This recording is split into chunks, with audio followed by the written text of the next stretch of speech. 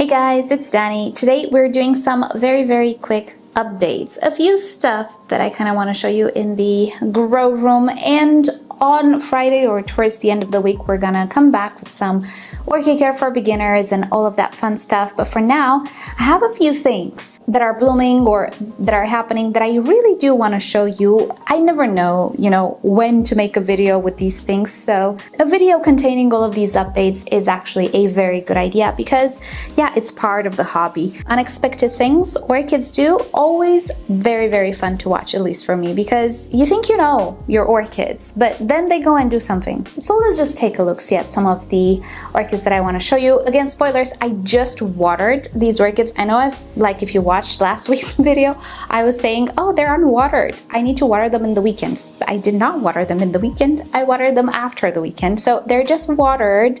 I watered them yesterday. They're starting to rehydrate, but some will have a few wrinkles here and there. It is what it is. But anyway, let's just start and let me show you the first bit of boo-boo that I did. If you remember, a little while ago I took each and every one of them and showered them in the bathroom just to remove the dust, and well, I managed to just mess up some of the tags on these orchids. I think either I lost some of the tags, either I put them in the wrong orchid, because now I have a dilemma. So for the longest time I have two orchids that only bloom once a year, but they're such an amazing show when they bloom. One of them is this one, and this is the amazing Thailand, which I'm sure many of you know. She has buds at the moment. She is such a reliable bloomer. And the second very reliable bloomer is the Vittsjo Glory, which it is this one right here. And I know her because she has sheaths from the past. She also, I know, is a bifoliate, but look at that, the tag is missing. I thought, oh well, no harm done. I know who she is, I'm just gonna make a new tag. Well, the pickle comes when I have this one starting to bloom, and I looked at it like from here, and I realized I don't recognize this one, and I don't see any blooms in the past. Yes, we have sheets, but they're dry. Who is this orchid? Oh my goodness, this is a new bloomer. Also, the flower, I looked at it and I realized I don't know who this is. She's not fully bloomed just yet, and I'm not gonna give you the spoilers. You're gonna have to watch future videos. But yeah, who is this orchid, right? This has to be a new bloomer. She has a bit of a spotted lip, if I can focus. Very intriguing. So let's look at the tag, shall we? Let's see who she is. And ta-da!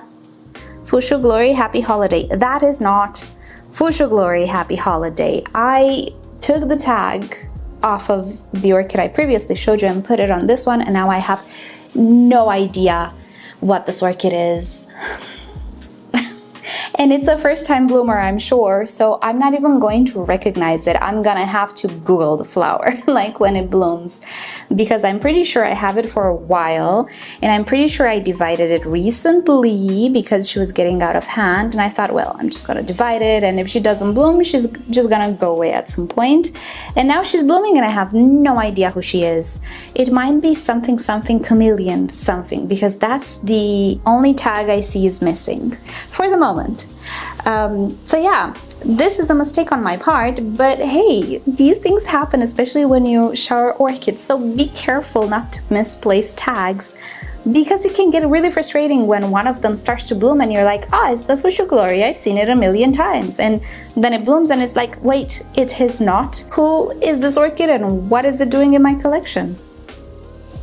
Right, so that's a bit of a fun one. Let me show you another one. Another little Cattleya here that was recently in bloom. This was the Cosmic Delight. Do we see what she's doing here? She is growing a seed pod. Now, this is not something new. Sometimes Cattleyas can, by mistake, self-pollinate in this way, especially if they're complex hybrids, which this one is. And in case you are a new orchid grower, just so you know, you should definitely research a little bit how to sow orchid seeds, because it's really not easy. And just to give you an idea, I don't even want to hassle with it. I don't even want to know about it. Yeah, it's not easy, but it's not impossible. So If you're thinking, wow, I'm gonna have some brand new orchids if I just sprinkle the seeds on the medium, no, it's not how it goes. Research it, and if you think you're up for the challenge, why not? You just need a little bit of patience, but it's not really impossible. Not even in home conditions to sow orchid seeds, it's just a little bit tricky. Now, what am I going to do? Well, I'm going to completely cut away the stem, because what's happening now is that it takes energy from the entire mother plant, and this one is already growing new growths, and I do want blooms on these growths. This is the type of Cattleya that doesn't create sheaths. She blooms multiple times a year, and if I let the seed pod, it's pretty much the equivalent of letting a cake on a phalaenopsis orchid. Sometimes it can steal a little bit of energy, and I just don't need that in my life right now. I like the flowers. So personally, I'm gonna cut it away. But if you decide you wanna keep a seed pod, leave it on for 9 months, 12 months, depending on the orchid. It's gonna take a while. Don't remove it while it's green. It's gonna have to really like swell up. But yeah, just so you know, it's just not very easy to sow orchid seeds, and you should definitely do a little bit of research beforehand. All right, let's take a little look-see at an orchid we recently repotted. I told you I'm gonna give you an update on it. This is the warm welcome, the orchid that I thought would bloom and it decided not to. So if you remember, when I repotted it, it had some aerial roots that I decided to plant, and I told you that the aerial roots will be absolutely fine, and in time they will start to green up and pick up water. And there we go, hey presto, they've already done that. They are adapting to the new medium. New roots are growing as well, and also a brand new shoot here. As I was saying, the orchid is a little bit shriveled because I really postponed watering for a lot of time this couple of weeks. I got a little bit busy, sadly, so that's why she's a little bit wrinkly. But the roots, as you can see, they're absorbing water, they are turning green, so that's always a very good sign. And in case you missed that video in which I give you more tips about how to handle an orchid that is growing outside the pot, check the description down below. I will be sure to post it there. So I was saying at the beginning that orchids can do some mysterious things sometimes. Well, this is one of them. This is my the keiki of my oldest phalaenopsis orchid. Oh no, I'm lying to you, I'm sorry. No, this is the big lip, the white orchid, the white phalaenopsis with the big lip. I recently repotted it in this self-watering pot, and she's doing so good with the extra water. But what do we have here? Yes, we have a flower spike. And you might say, well, it's normal, it's autumn. Not in my area. It's still incredibly hot outside. I can't believe it's still like 37 degrees Celsius in the daytime. Not happy about that. But anyway, what happened was one of the nights here went to 19 degrees Celsius at some point. Now it's back to 22, 23. But it went to 19, and I always keep my window open here in the grow room, so the temperature went down to 19 as well. And this is one of the orchids that is a lot more sensitive than other hybrids that I have to such not variation, but to the lower temperature at night. Sometimes these orchids need a little bit lower temperature for a few weeks. No, this one needs 1 day. And then she started to create the flower spike. Now this happened a while ago, like a few weeks ago. So I knew it was that day, the culprit, because I was actually thinking, you know, oh, 19 degrees Celsius today? I wonder if any of my phalaenopsis will spike. And hey presto, like a few days later, I saw like a little bit of something on the side of the leaves. And then in a few more days, it was clear it was a flower spike. And he's growing fast because now things are very warm and the nights are warm again. So in warm temperatures, the flower spikes grow a lot faster.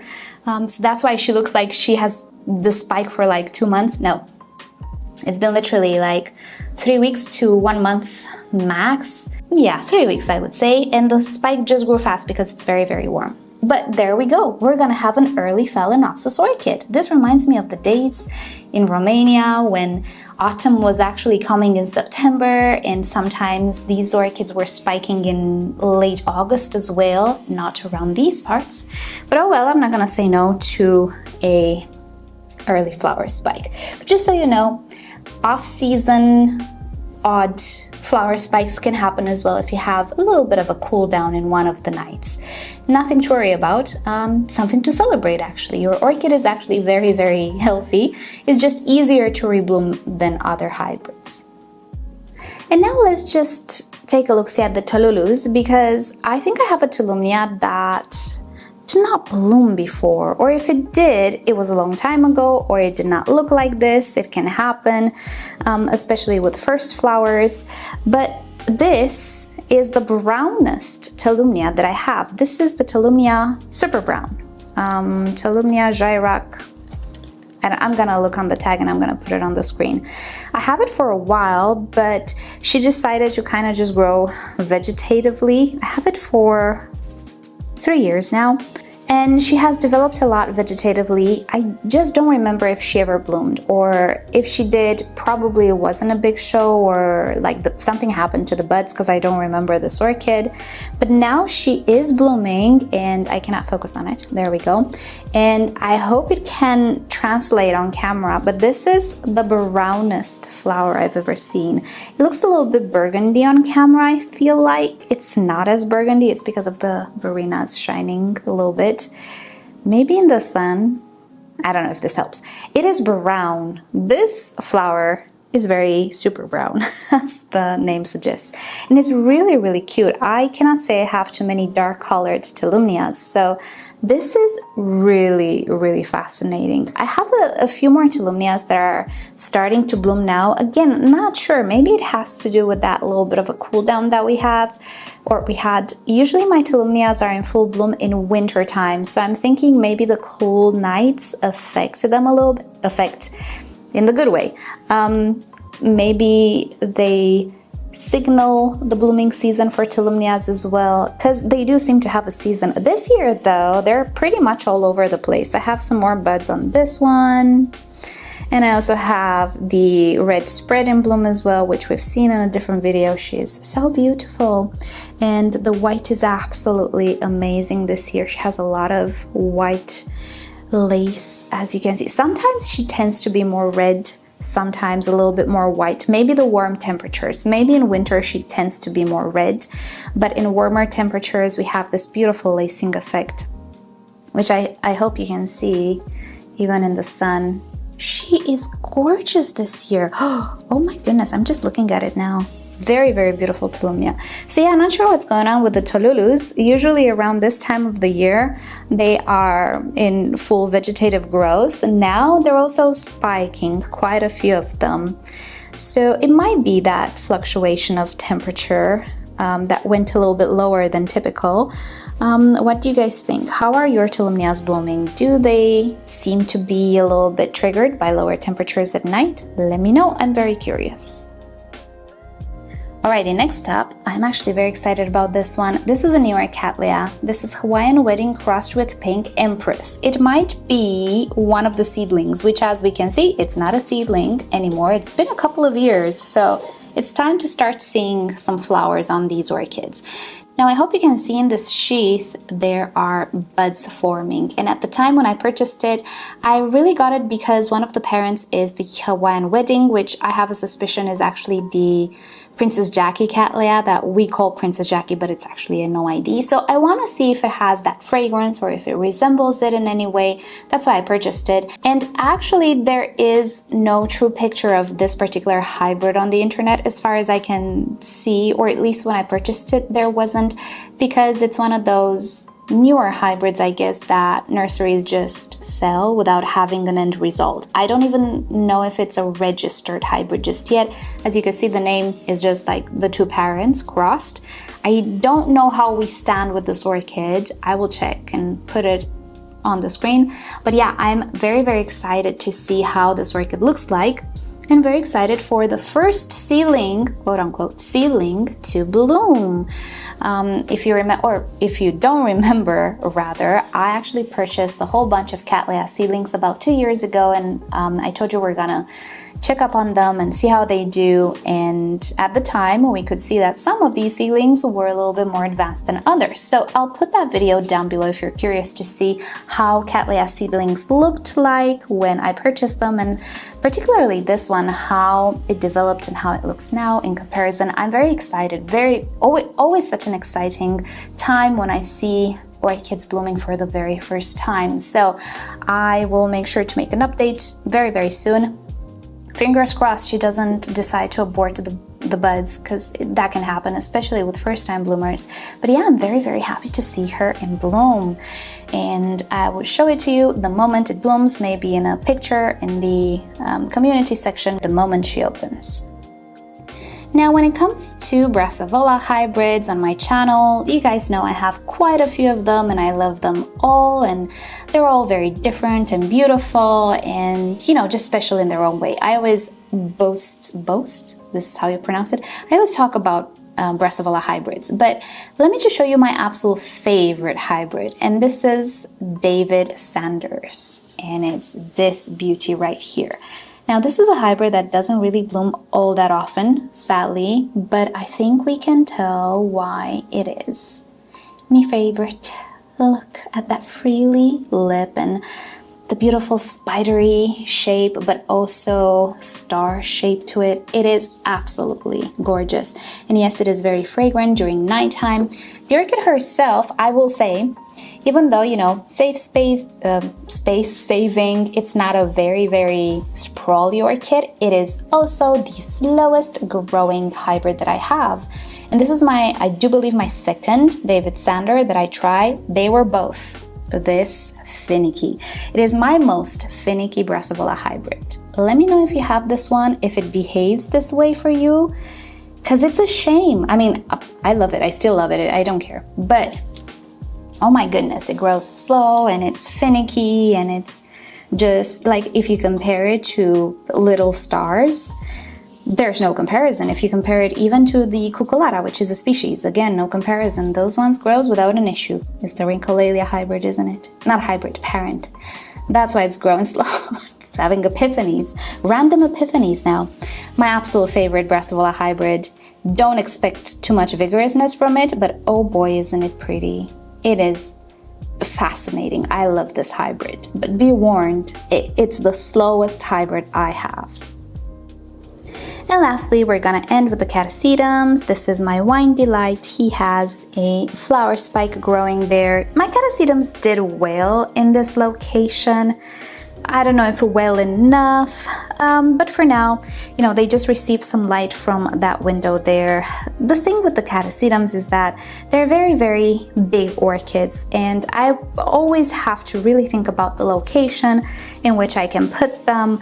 Also, growing them outside is out of the question because they are pest magnets. Even in this room, like, some of them got some pests. It is what it is. Never have super clean Catasetum leaves, just because every pest that comes into this room just goes there. So either I'm going to invent a place for them, either this is what we get, I don't know. Because the others, you know, I don't know if they're gonna have flower spikes this year. We'll see. It might be due to the light. There isn't enough light here. But at least one of them will have a flower spike, and it just so happens to be one of my favorites, so I'm happy with that. I would love if the Monierara Millennium Magic, where is she? She's there. I would love it if she would... No, that's not her. I think this is her. I would love it if she would decide to bloom as well, but I don't know if it's in the cards this year because she's been attacked by some spider mites, I can see. But at least the Wine Delight. So actually, I do believe the next Orchid Care for Beginners episode will talk about starting to withdraw watering from dormancy orchids and how to properly do it. I think we're going to talk about that more on Friday. But yeah, I just wanted to show you the Catasetums as well. They're okay. Not the best location, not the best amount of light for them, but they're still here. They're okay, and at least the Wine Delight is blooming. Or will bloom. Alrighty then, that has been it for today. Really short and sweet, I would say. Thank you so much for watching and hanging out with me today, and stay tuned for the Orchids in Bloom videos. I also wanted to say something, but I might say it in the future video. YouTube changed again something. It changed the way that I see comments, and right now it decided on its own to make it a default for me to be shown comments that are more relevant rather than the latest comments. And I just woke up one day having the same comments for like hours. like in my feed, when usually comments recycle in my feed like very fast, because I get comments from all of my 2000 something videos. So they refresh and recycle pretty fast, but at least I get to see them in chronological order, right? Well, not anymore. In order to do that, I need to go into several options because YouTube decided my default. It decided for me that my default will be the most relevant comments. How does YouTube know which are the most relevant? I don't know, because he doesn't know. He doesn't know either. So I'm starting to miss a lot of comments, which is a little weird, because even though I don't really get to answer to all comments, I do read like the vast majority of them. But now I'm skipping comments and I'm like, oh my gosh, I have so many comments that I just didn't see because YouTube just did not show them to me. It considered them irrelevant for whatever reason. So yeah, making the Q&As will be a little bit more difficult now. Because I do tend to sometimes just save them or make a mental note of what questions I need to look for and answer, and now it's just like a whole mess in the comments. But yeah, just so you know, it's getting a little weird with YouTube and comments, so I might skip a lot of comments for a while until I get adjusted or until I find a way to make the previous settings to make them come back. I don't know if it's possible, but just letting you guys know, I might have missed a lot of your comments because YouTube decided not to show them to me in the studio. Anyway, so yeah, I'm gonna be making a Q&A soon as well, and hopefully I'll get to answer your comments that I totally skipped on then. But just so you know, yeah, it's doing that. So leave me your comments. I know what's happening now, so I realized what was happening now. I will check the comments, and thank you guys so much for watching. Hope you've enjoyed hanging out with me today. And with that said, I hope you have a great day, and I'll see you all next time. Bye!